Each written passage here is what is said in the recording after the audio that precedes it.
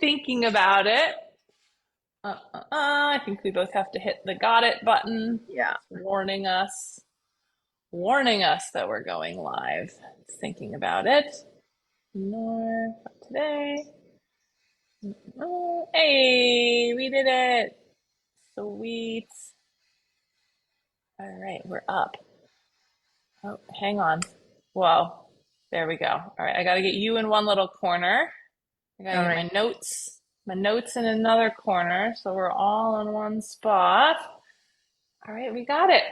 Well, what's up, my friends? Chrissy Crash here. I am here with Katarina Albrecht, who is an amazing member of the Crash Course community and has had a really awesome transformation. And I just want to say I'm super freaking proud of you for the work that you've You. been putting in. And it's just been so exciting watching you just absolutely level up. So, just so that people can get to know you a little bit, like, first of all, like, how did you find roller derby? And then what were like the challenges that you were really struggling with in the beginning before Crash Course? Okay, so I actually learned about roller derby like 10 years ago or something because I was kind of seeing a girl that was skating with my current league, and I always thought it was so cool, but um I was never like I don't know, I didn't have the courage to go and do it because I'm just not the fitness or kind of person, and I'd never done any roller skating and stuff like that, and so it kind of went to the back of my mind. And in last year I had a really difficult time, and I was thinking about really needing to do something that gave me access to other people, like not doing something just for myself, because I was, due to my job, I was very isolated during the pandemic. And after that, I was mostly working and not doing anything else. And yeah, that didn't do me any favors, really. So Yeah. I kind of cycled back to that and remembered that that was a thing I kind of wanted to do. And I like on a whim sent them an email, and our like board person at the time just replied so nicely and reassured me that it was fine, that I could get into it. And that's when I went for the first time. And yeah. Nice. Nice. Now, so you didn't really consider yourself an athlete before roller derby. This was sort of a big transformation for you.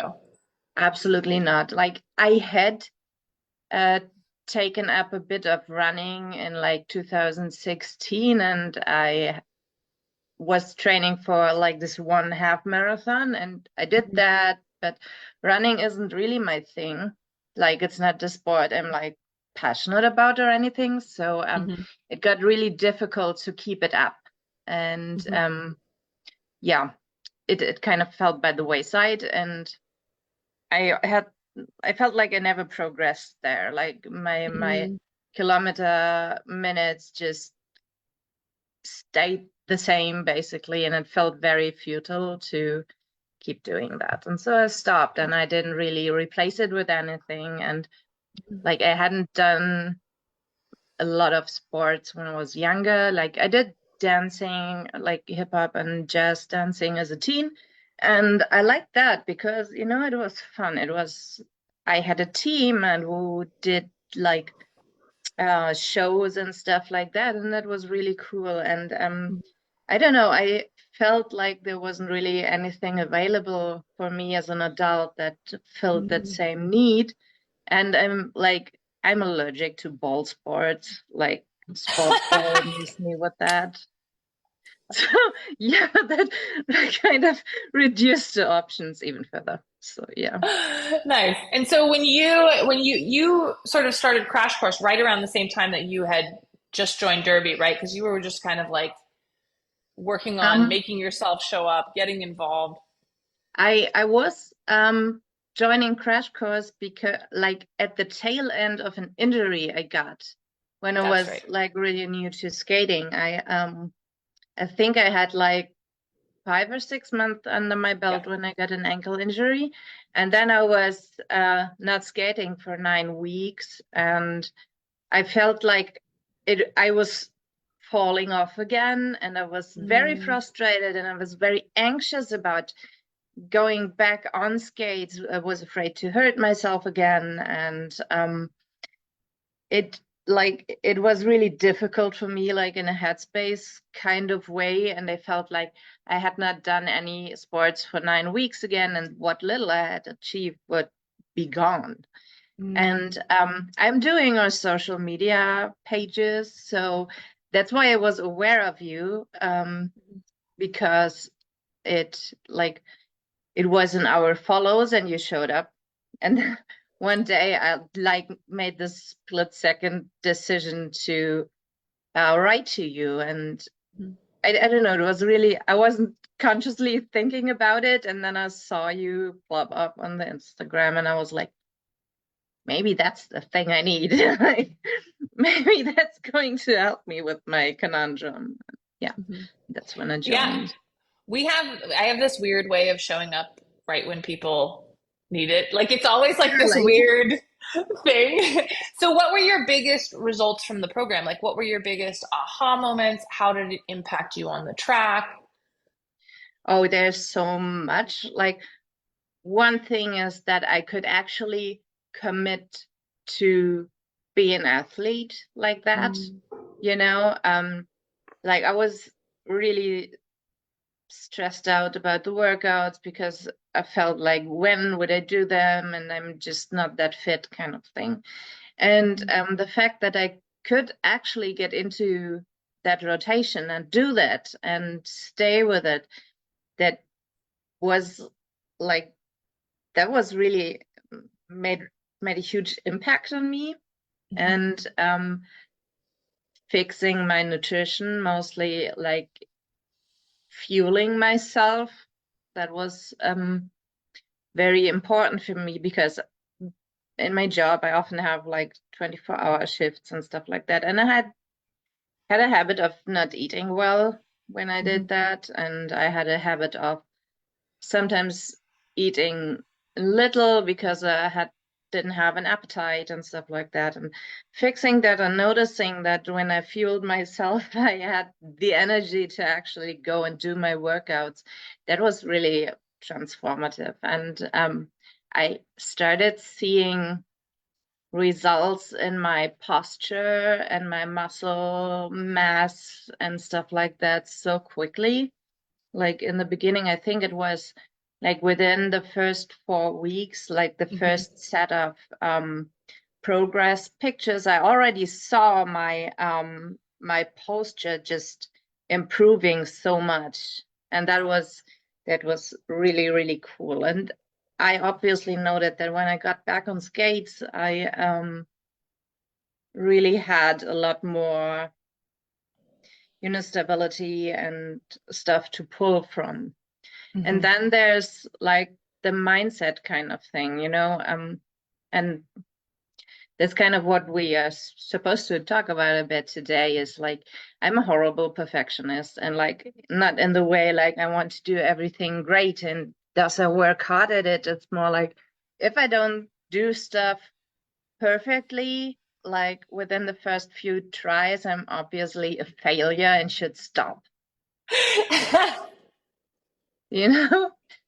And being beholden to my coach and knowing that she cares what I do mhm. and that I do my stuff, that helped me so much with overcoming that, because it wasn't just, okay, maybe I can't do this workout flawlessly. It was just, I should just do this workout. Yeah. And the things I can't do, all right, I'll just, text her that I can't do my push-ups and stuff like that. Just, do it and show up and do it again. And then it's frustrating, all right. And then you show up again for it. Mhm. It's like the core of the issue. the not Yeah. It's like, stopping because you're not perfect. yeah, like the only way to have it, it's like this weird, like, mind puzzle because the only way to make it not frustrating is to do it. But it's like our brains are like, I don't want to do this. It's frustrating. But then the more that you Yeah. do it, the less frustrating it becomes, right? Yeah, exactly. Yeah.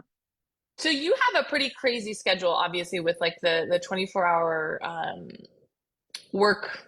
What's the word I'm looking for? Working Shift. 24 hours on shift. Yeah, Thank you. we call it I don't know shift. why. I don't know why I can't think of that word. So what did you have to shift around your routines? Like, what did you work with your coach on? Like, what mindset shift did you have to make in order to make the time to get your workouts and stuff done? Okay, so I started to become more proactive at work. Like we have like a plan where we can say I have a preference to work like this at this time. It's not always possible, but I've made a point to plan or to ask my supervisor to plan my shifts around my training days. Like Nice. I have a standing note for him to see that says, I have training on Wednesday and Sunday. Please try to not make me come in for 24-hour shifts on these days. Like Hmm. sometimes I have to, and that's okay. But most of the time, they really try to honor that request. I'm very lucky in that regard. So I try to take care of being able to go to training and to do my on skates training.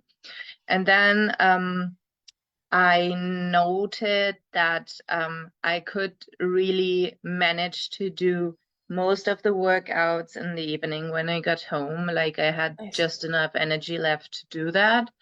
Hmm. And for the 24-hour shifts, I actually bring stuff to work. Like I have a yoga mat there, and I have like a little balance thingy there. And I often, like, depending on what workout is planned, I often bring my little dumbbells, and I bring my shoes, and I bring sports pants, because while I'm there 24/7, like 24 hours, I'm not necessarily working all the time.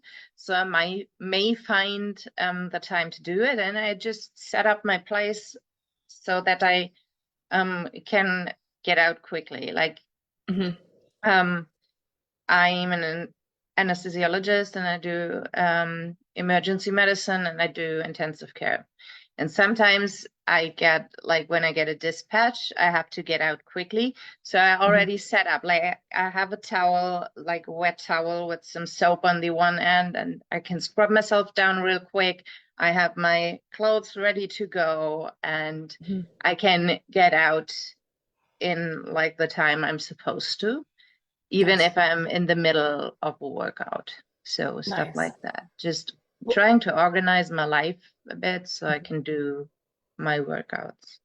well, and it's so cool, Kat, because like you have every reason in the world to be like, well, I can't do this because my shifts are like this. This is the way my days are supposed to be. It would be too complicated. And instead, you really flipped it around and said, okay, if this is how things are, what can I do to actually insert this stuff in? And you've done such a good job of just figuring it out. And also, I think a lot of people are afraid to necessarily like set or ask for some kind of a work boundary of like, hey, if at all possible, could I please have these certain days or times off?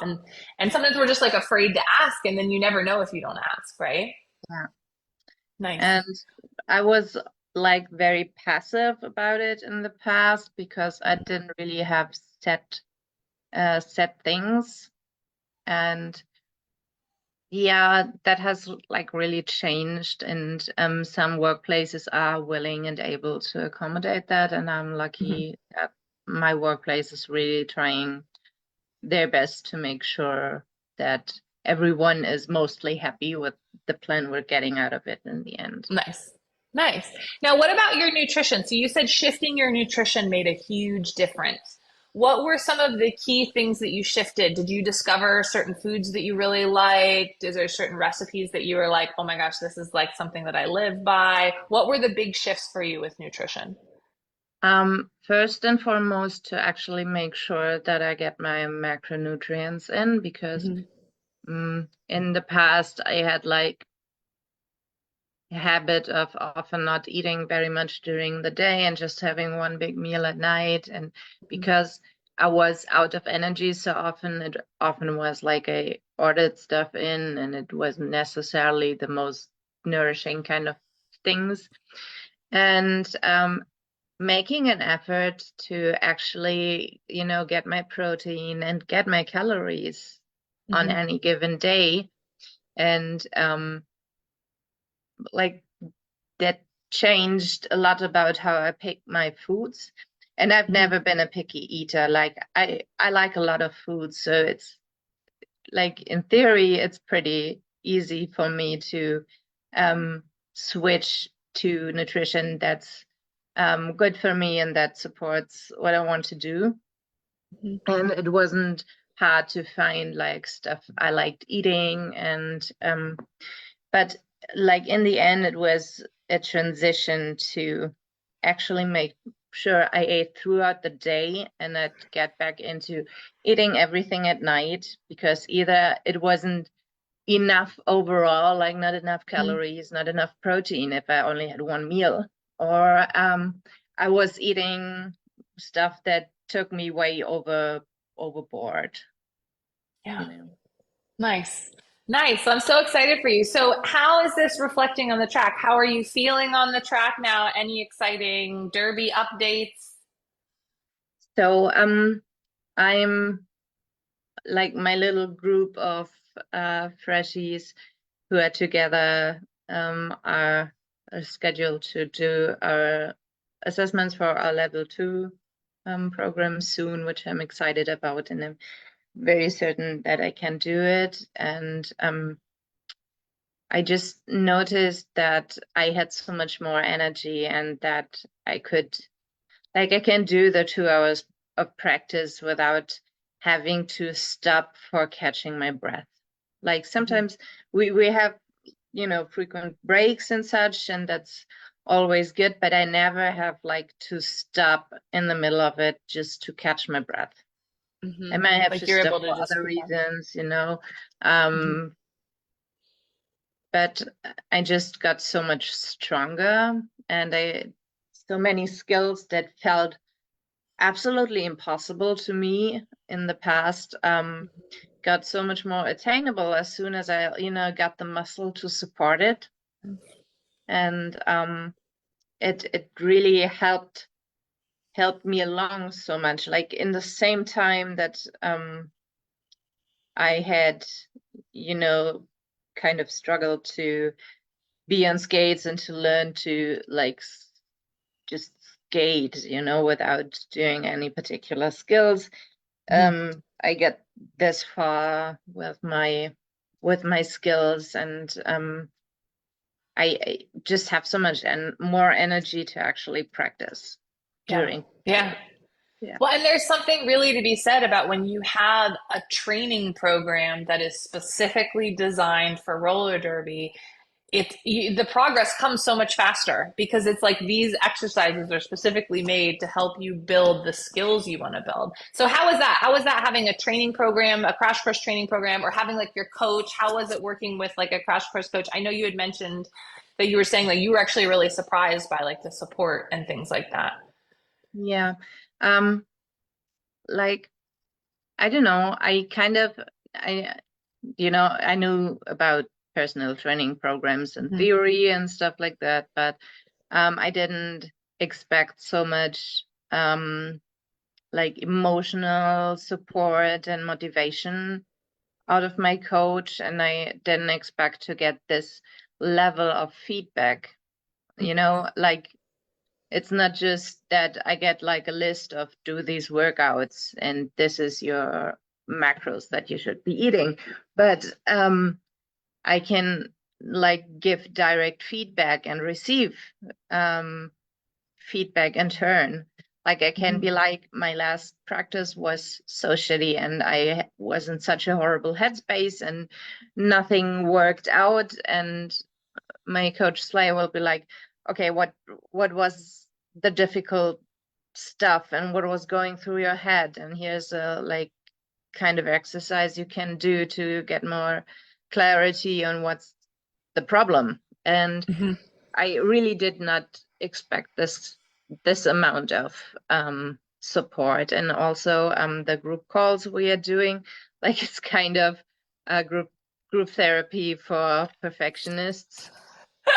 Right? Perfectionist recovery program. I know I sometimes I swear know. that's what Crash Course is. Why is it like like everyone is like this? And it's so helpful to see that I'm not alone in this. Like it can be Yeah. so isolating to function or rather not function like that. And having people around who know how this works and who can give you support and who can also give you like direct feedback on the sport you're doing, Yeah. that's just very helpful. And hearing what helped other people, and also having my coach check in, like if I told like that I had trouble with a particular thing, and she will adjust my ongoing workouts, and she will Mhm. check back in with me, and we will do mindset exercises about how my mindset as a skater can and should differ from how my mindset is in everyday life. And yeah, Yeah, there's she's just really good at that. Coach Slay is incredible. Shout out to Slay, we love you. That's incredible, Katarina. So, just as we wrap things up here, if someone's listening to this podcast and they're kind of like maybe struggling a bit at Derby, wanting to progress more, wondering if Crash Course and Transformation is a thing that they should do, like what would you say to those people? okay. So I would say you feel like you are stuck, it can be such a great help to get unstuck. And if you feel you're maybe also, losing you're falling out of love with the sport for some reason Mm-hmm. or another, you may also want that support from a community that's like really responsive to your needs, and that's really uplifting and can pick apart where the hangups are, you know? Yeah. Yeah, it's so nice having that support. It's like having a derby team, but from all over the place, going through all of their own stuff and being Yeah. able to support each other. Well, my dear, I am just so over the moon excited for you. I'm excited to see how the rest of this year goes and to just cheer you Yeah. on as you complete this last round of benchmarks and everything. And yeah, it's just been so cool celebrating you, and I just can't wait to see where it goes. Thank you. I'm so glad I did that and just wrote to you and started Yeah. this program. Yeah, it's been really cool. Well, let's say goodbye to all our friends on the internet. Bye, everybody. Thank you so much Goodbye. for joining us. Hopefully, this has been an inspiration. You learned some amazing things from Katarina, so keep your eye on her as she continues to grow in roller derby. And we'll see you guys later.